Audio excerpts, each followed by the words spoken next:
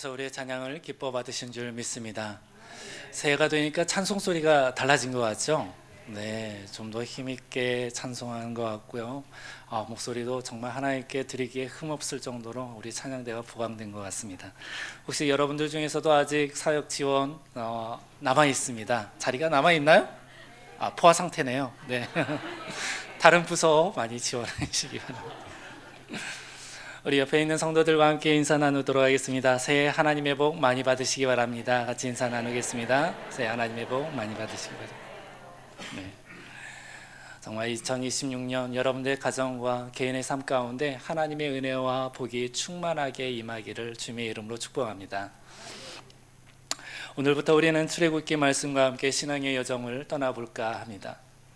제가 함덕교회 부임하기 전에 하나님께서 저에게 주신 말씀은 바로 가나 혼인잔치 사건이었습니다. 그 사건을 굉장히 묵상하게 했어요. 혼인잔치에 포도주가 떨어진 상황에서 예수님께서 나타나셨을 때 그 예수님께 도움을 간구하고 나자 그 포도주가 메꾸어진 사건이죠. 예수님께서 포도주를 마련하셨을 뿐만 아니라 그 포도주는 정말 감히 맛보지 못할 극상품의 포도주를 예수님을 통해서 제공받았다는 사건입니다. 이 사건은 바로 우리 인생 가운데 많은 것들이 예비되었고 준비되었고 계획되었다 하지만 뜻하지 않게 중요한 것들이 빠질 때가 있습니다. 문제가 생길 때가 있어요. 허물어질 때가 있습니다.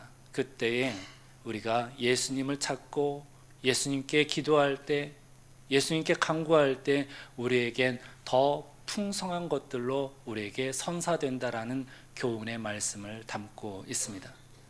이 가나 혼인잔치 사건과 더불어서 우리는 지난 말 하반기 내내 요한복음 말씀을 함께 살펴보았습니다. 이후에 하나님께서 저에게 주신 말씀은 바로 올해 표인 내가 선 곳은 거룩한 땅이니 내 발에서 신을 벗으라 라는 말씀을 주셨습니다. 출애굽기 말씀이죠. 이 말씀은 바로 모세가 호렙산에서 하나님을 처음 만났을 때 들려졌던 말씀입니다. 이 말씀은 송구영신 예배 때 함께 나누었던 것 같이 하나님께서 임재하시는 곳은 바로 거룩한 땅이니 우리가 세상 가운데 배회하면서 묻혔던 여러 가지 죄와 실수, 그 다음에 잘못과 얼룩됨, 오염 등 그 모든 것들이 신으로 대변되어서 우리의 신었던 이 신을 하나님께서 벗고 이 거룩한 땅에 서라고 말씀하고 있었습니다.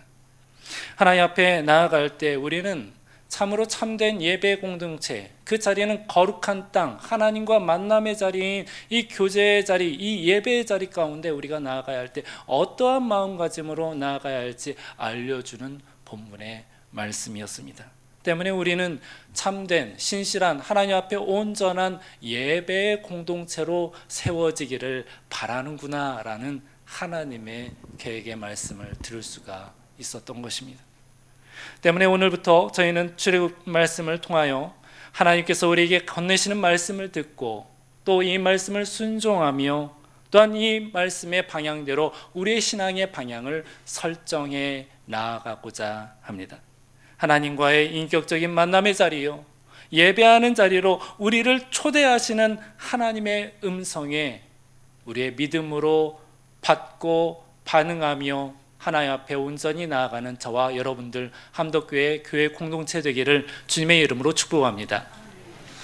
이제 출애굽기를 살펴보도록 하겠습니다. 창세기 다음의 책이 바로 출애굽기죠. 두 번째 책. 어쩌면 교회를 다니지 않는 사람들도 출애굽기의 내용은 다 알 정도로 성경책 중에서도 중요하고 재미난 이야기로 꾸며진 책이 바로 출애굽기 이야기입니다. 다 알다시피 출애굽기 내용으로 여러 작품들이 나왔어요. 애니메이션 중에 이집트 왕자를 대표적으로 꼽을 수가 있을 것 같습니다. 많은 사람들이, 많은 어린이들이 이집트 왕자 영화를 보았죠.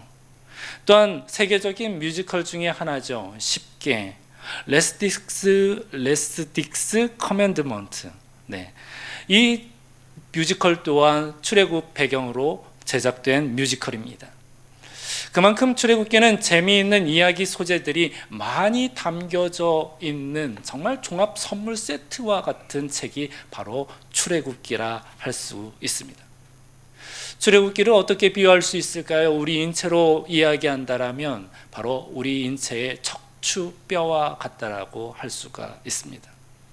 모든 것들이 다 연결되어 있어요.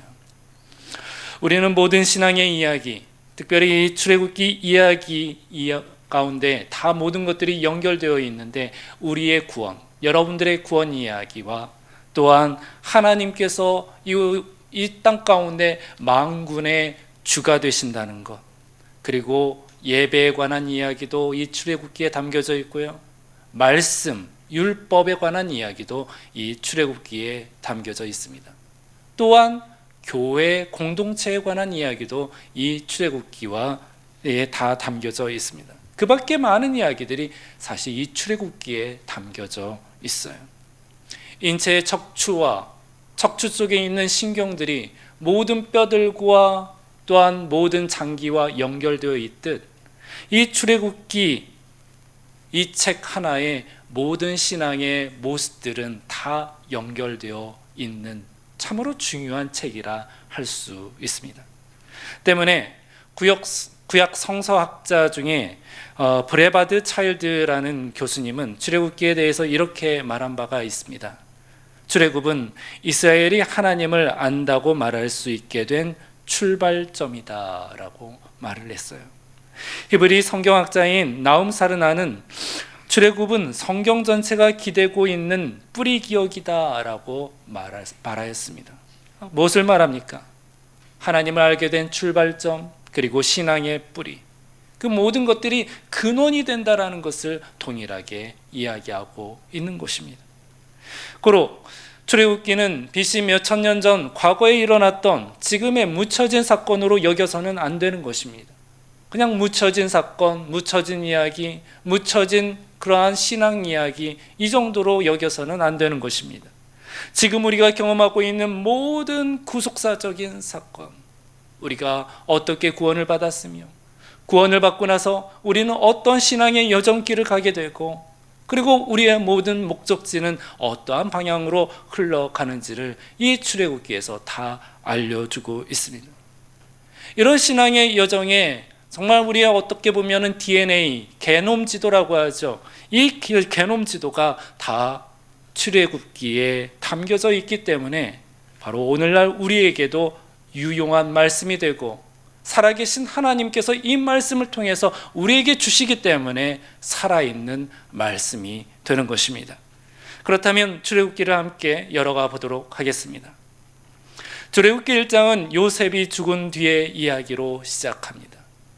아브라함, 이삭, 야곱, 그 다음에 요셉의 계보로 이어진 창세기 이야기가 끝나자 출애굽기가 시작되는데, 그 시작점은 바로 요셉이 죽었다라는 사실과 시작을 합니다. 성경은 요셉이 죽은 이후에 어떤 장대한 설명을 하지 않아요. 대신 아주 중요한 한 문장을 붙일 뿐입니다. 그 한 문장 무엇이냐면 바로 요셉을 알지 못하는 새로운 왕이 일어났다라는 이 문장입니다. 요셉을 알지 못하는 새로운 왕이 일어났다. 이 말은 단순히 왕이 바뀌었다라는 역사적인 정보를 안내하는 그런 문장이 아닙니다. 요셉을 통해 이루어졌던 하나님의 은혜요, 그동안 애국과 이스라엘 백성들을 보호하셨던 하나님의 섭리, 그리고 생명을 살리는 이 질서가 더 이상 애굽에는 사라졌다라는 그러한 종말 선언과 같은 것입니다. 새로 등장한 왕 바로는 이스라엘 백성의 번성을 등극하면서부터 문제로 삼았었습니다.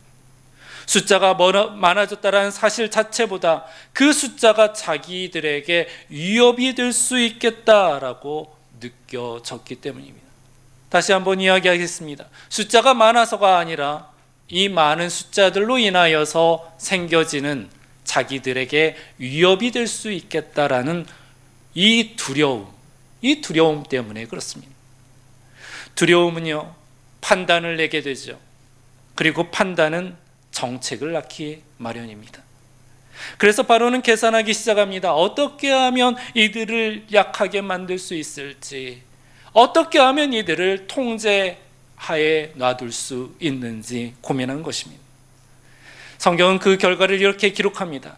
무거운 짐을 지워 괴롭게 하였다라고 말입니다. 무거운 짐을 지워 괴롭게 하였다. 노동일을 시작했다라는 겁니다. 이렇게 억압은요, 어느 날 갑자기 시작되지 않았습니다. 두려움 속에서 합리화된 결정들이 쌓여지면서 만들어지게 된 것이죠. 흥미로운 점은요, 바로의 이 계획이 점점 더 강해졌다라는 사실이에요. 처음에는 노동으로 시작을 했습니다. 그런데 그 다음에는 폭력으로 시작을 했어요. 그 다음에는 생명을 끊을 수 있는 명령으로 발전하게 되었습니다. 우리 12절에서 14절까지 말씀인데요, 우리 12절에서 14절까지 말씀을 다시 한번 소리내어 읽어보도록 하겠습니다. 그러나 학대를 받을수록 더욱 번성하여 퍼져나가니 애굽 사람이 이스라엘 자손으로 말미암아 근심하여 이스라엘 자손에게 이를 엄하게 시켜 어려운 노동으로 그들의 생활을 괴롭게 하니 곧 흙 이기와 벽돌 굽기와 농사의 여러 가지 일이라.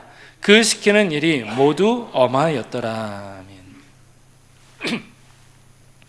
어둠의 모략은 늘 이렇게 진행됩니다. 한 번에 모든 것을 무너뜨리지 않습니다. 조금씩, 그러나 분명하게 그 안전선을 넘게 되죠. 그리고 그 과정에서 사람들은 어쩔 수 없다, 나라를 위해서라면 이렇게 해야 한다라고 말할 뿐입니다. 20세기 한반도의 역사에서 우리는 요셉을 알지 못하는 왕 바로와 그 정책을 볼 수가 있는데, 바로 북한이 그렇습니다.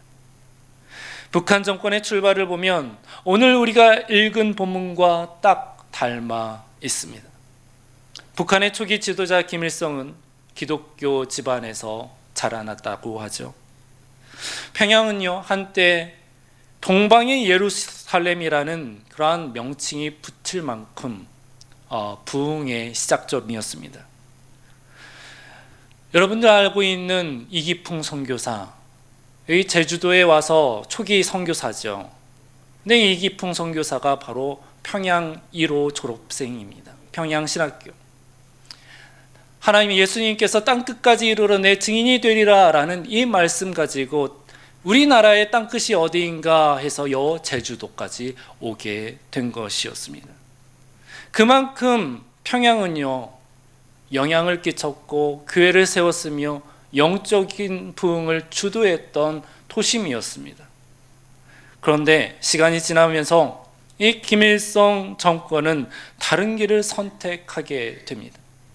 나라를 통제하기 위해 하나의 사상과 하나의 목소리가 필요하다라면서 불필요한 신앙, 불필요한 이견, 사상, 목소리, 이러한 것들을 점점 하나씩 끊어낸 것입니다. 그리고 나서 공산주의 이념이 체제로 중심화된 것입니다. 이 변화는요, 한순간에 이루어진 변화가 아니었습니다. 사상을 정리하고 다른 목소리를 제안하고 종교를 밀어내는 일들을 단계적으로 이루어낸 것입니다. 이렇게 일이 진행되는 이유는 늘 질서와 안정, 그리고 외부의 위협이라는 명분 때문에 내세웠는데, 다른 의견을 내거든 나라의 질서를 위해서 희생을 강요했고 제거를 행했던 것입니다. 그러나 시간이 흐를수록 개인의 신앙은 위험한 것으로 취급되었고 결국 한 사람과 한 체제를 위한 공산주의가 탄생한 것입니다. 여러분들, 우리는 여기서 두려움이 기준이 될 때 통제는 점점 더 강해지고 그 안에서 사람은 목적이 아니라 사람은 수단으로 변화된다는 것을 알게 됩니다. 애굽 왕도 마찬가지였어요. 바로 왕의 문제는 단순히 잔인해졌다라는 데 있지 않습니다. 그는 두려움을 기준으로 판단하기 시작했어요. 이 히브리 사람들이 더 강성해지면 어쩌나, 우리의 원수들 국가와 손을 맞잡고 우리들을 해할 것 아닌가라는 두려움과 걱정이었어요. 그 두려움을 합리화하며 정책을 펼쳐냈던 것입니다. 결국 생명까지 통제하려 했다는데 문제가 있는 것입니다. 바로는 한순간에 폭군이 된 것이 아니라 두려움을 관리하려다가 점점 더 통제로 나아가게 된 모습인 것입니다. 사랑하는 성도 여러분들, 이 말씀을 들으면서 우리는 자연스럽게 우리 자신에게는 두려움이라는 게 없나 살펴보았으면 합니다. 두려움 때문에 내가 올바르게 걸어가야 할 길을 달리 걸어가고 있는 것은 없는지, 두려움 때문에 내 안에서 판단이 왜곡되이 그렇게 바라보며 판단하는 건 없는지, 불안해서 선택을 하고 안전을 이유로 누군가를 밀어내고 있는 것은 아닌지 이 시간 우리가 자문자답해 보았으면 좋겠습니다. 이솝우화 중에 개와 그림자라는 이야기가 있죠. 아마 여러분들 초등학교 교과서에 다 나왔을 법한 이야기이기 때문에 다 알 것입니다. 어느 날 고개를 물고 가던 개가 시냇가의 다리를 건널 때에 이 개울가에 비춰진 자신의 모습을 다른 개로 오인하고 또 그 개가 물고 있는 고기를 탐하여서 이 개는 더 있는 자신의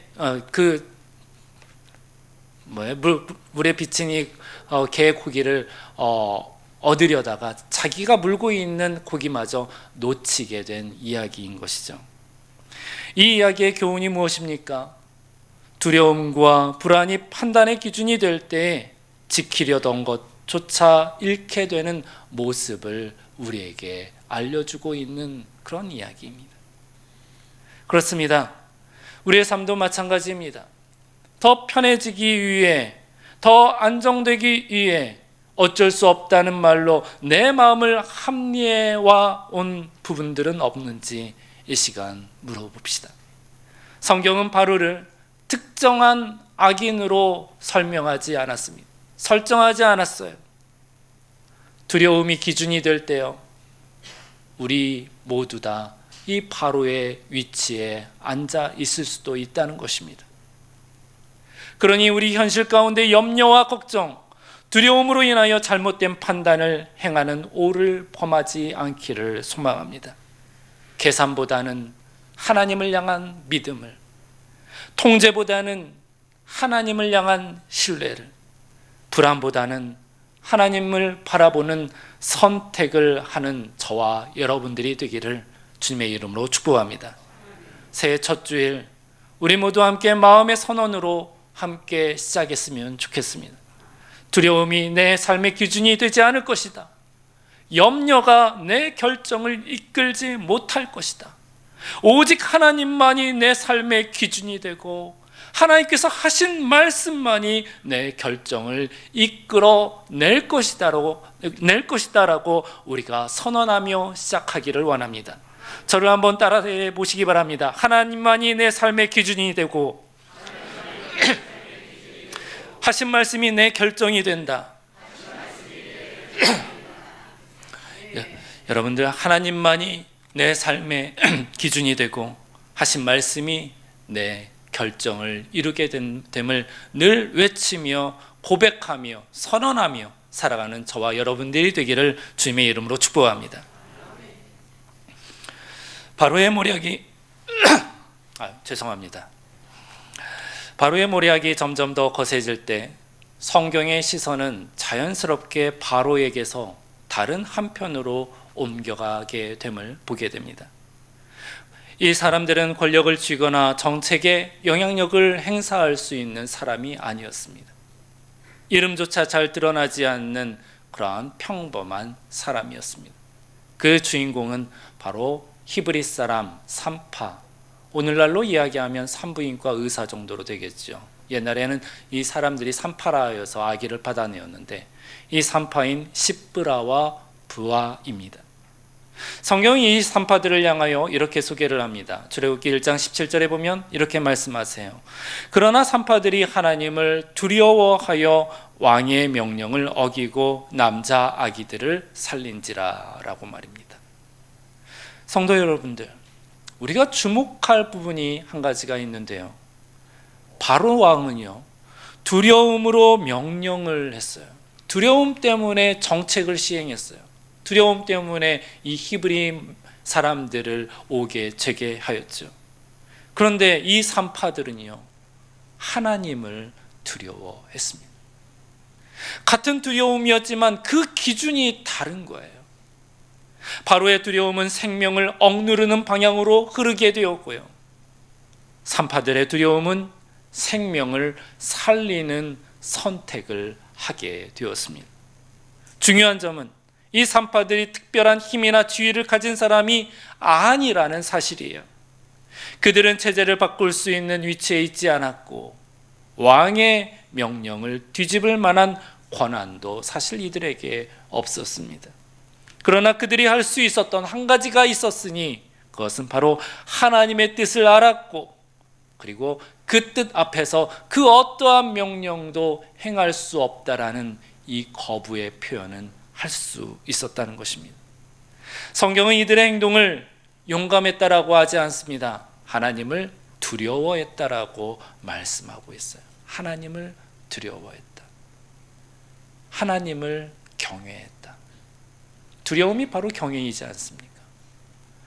사랑하는 여러분들, 하나님을 경외하십니까? 두려워하십니까? 그 신앙의 의식들이 우리 마음 가운데 늘 있기를 주님의 이름으로 축복합니다. 신앙의 선택은요, 바로 여기서부터 시작합니다. 신앙의 선택은 바로 이곳에서부터 시작을 해요. 성경을 보면 하나님을 두려워하여 바른 선택을 한 많은 신앙의 위인들이 나오죠. 대표적으로 요셉을 들 수가 있을 것 같습니다.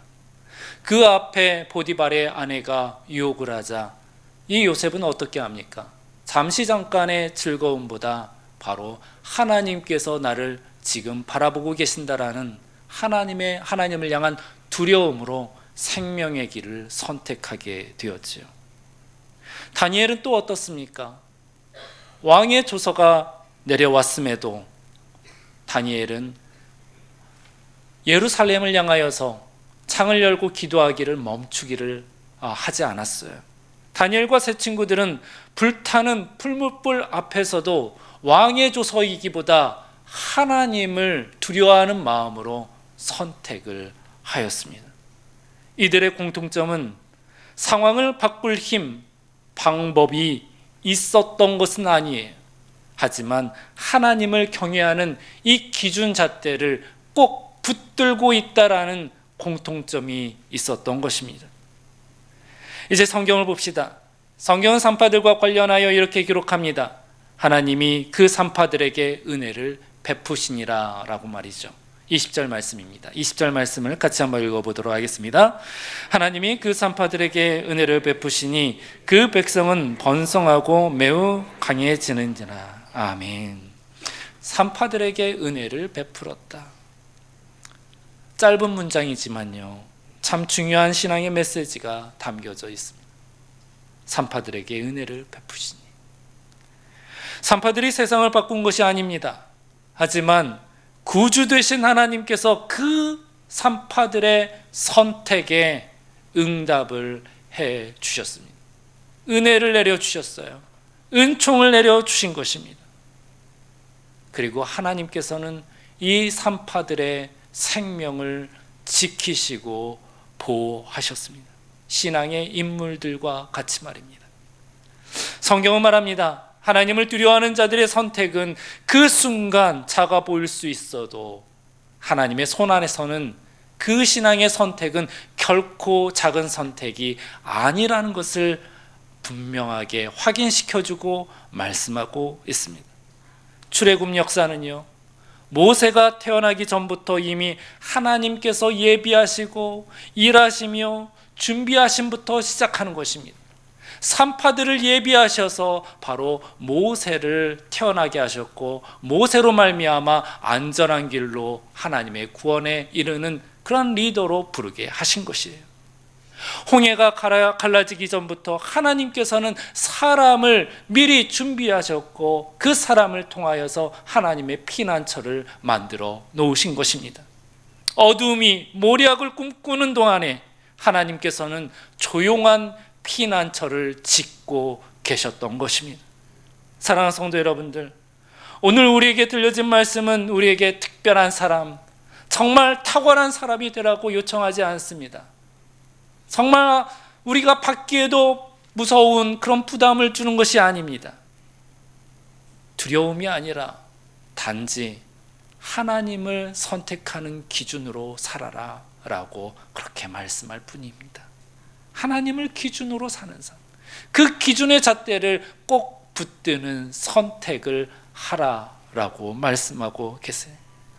하나님께서 준비하신 피난처는 바로 하나님을 기준으로 선택하며 사는 사람을 통하여서 그 피난처가 마련되어지는 것입니다.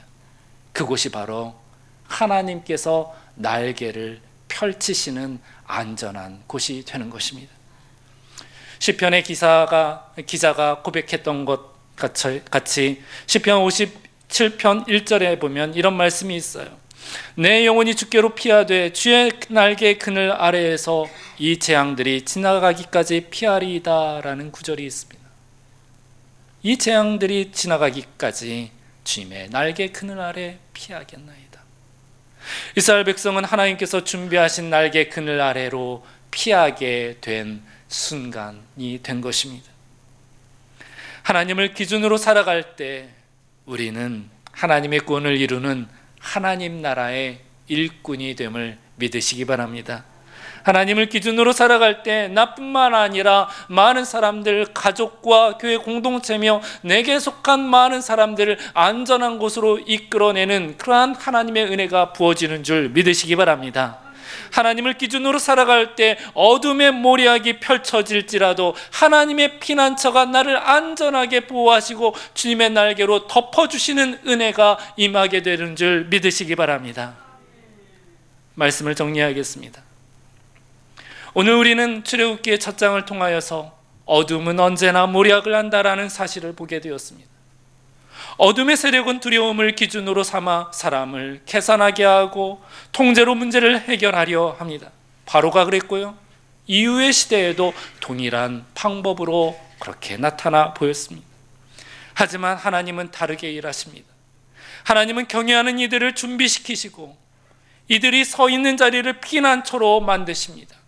산파 십브라와 부하처럼 하나님을 기준으로 선택하며 살아가는 이들의 삶의 자리 위에 하나님의 날개로 덮어주신 것입니다.